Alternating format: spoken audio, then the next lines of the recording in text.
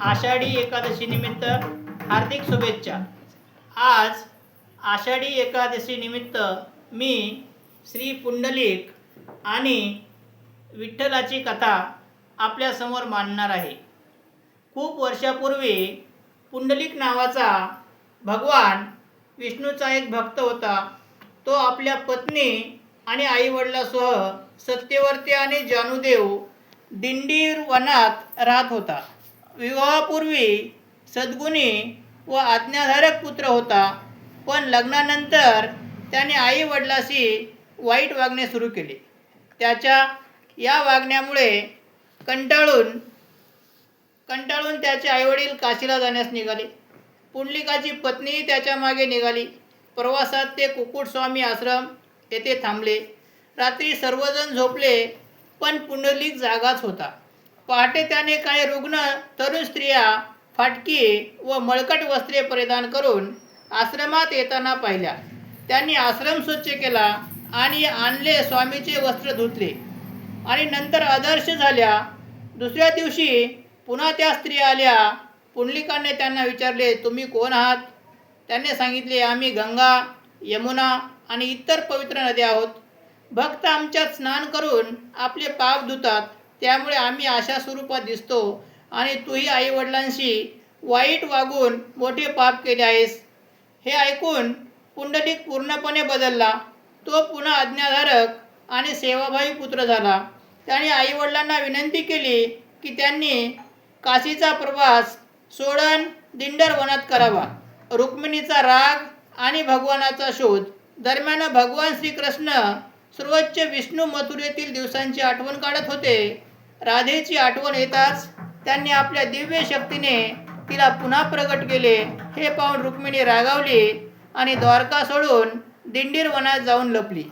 भगवान विष्णू रुक्मिणीचा शोध घेत मथुरा, गोकुळ आणि गोवर्धन येथे गेले। शेवटी ते भीमा चंद्रभागा नदीच्या तीरावर आले। गोपाळांना गोपाळपूर येथे ठेवून ते दिंडीर वनात गेले आणि रुक्मिणीचा राग शांत केला। विठ्ठल सेवा आणि विठ्ठल अवतार त्यानंतर ते पुंडलिकाच्या आश्रमात आले। त्यावेळी पुंडलिक आपल्या आईवडिलांची सेवा करत होता। त्याला कळले की स्वतः भगवान विष्णू आले आहेत, तरी त्याने सेवा सोडली नाही। त्याने जवळची एक वीट देवासमोर ठेवली आणि थांबा असे सांगितले। पुंडलिकाच्या मात्र पितृ सेवाभावाने प्रसन्न होऊन भगवान त्या विटावर उभे राहिले। सेवा पूर्ण झाल्यावर पुंडलिकाने त्याची क्षमा मागितली आणि विनंती केली, आपण येथेच भक्तासाठी सदैव राहा। भगवंतांनी ती विनंती मान्य केली। तेव्हापासून भगवान विष्णू श्री विठ्ठल या रूपात पंढरपूर येथे आले। आषाढी एकादशीचे महत्त्व तिथे रूपात पंढरपुरात पूजले जातात। आषाढी एकादशीचे महत्त्व आषाढ महिन्यातील शुक्ल पक्षातील एकादशीला आषाढी एकादशी म्हणतात। या दिवशी लाखो वारकरी पंढरपूर येथे येऊन श्री विठ्ठल रुक्मिणी मंदिर येथे दर्शन घेतात। हीच महान परंपरा आहे, वारी म्हणून ओळखली जाते। संत ज्ञानेश्वर, संत तुकाराम, संत नामदेव इत्यादी संतांनी या वारकरी परंपरेला फार मोठे महत्त्व दिले आणि भक्तीचा संदेश सर्वत्र पोहोचला। आषाढी एकादशी ही भक्ती, श्रद्धा आणि विठ्ठल नाम स्मरणाचा पवित्र दिवस मानला जातो। आषाढी एकादशीला देवशयनी एकादशी, शयनी एकादशी, महाएकादशी, प्रथम एकादशी किंवा पद्म एकादशी असेही म्हणतात। ही आषाढ महिन्यातील शुक्ल पक्षातील एकादशी जून जुलै असून वैष्णव भक्तासाठी विशेष पवित्र मानली जाते। या दिवशी भगवान विष्णू आणि माता महालक्ष्मी यांची पूजा केली जाते। अनेक भक्त रात्रभर भजन कीर्तन करतात, उपवास पाळतात आणि चातुर्मासासाठी संकल्प करतात। या दिवशी भगवान विष्णू आणि माता महालक्ष्मी यांची पूजा केली जाते। योगनिद्रा आणि चातुर्मासाची सुरुवात पुराणानुसार या दिवशी भगवान विष्णू क्षीरसागरात शेष नागावर योगनिद्रेत जातात। म्हणूनच या एकादशीला देव शयनी किंवा हरिशयनी एकादशी असे म्हणतात। 4 महिन्यानंतर कार्तिक महिन्यातील शुक्ल एकादशीचा प्रबोधिनी एकादशी भगवान विष्णू जागे होतात या 4 महिन्याच्या कालावधीला चातुर्मास असे म्हणतात, जो पावसाळ्याशी संबंधित आहे. उपवासाचे महत्त्व.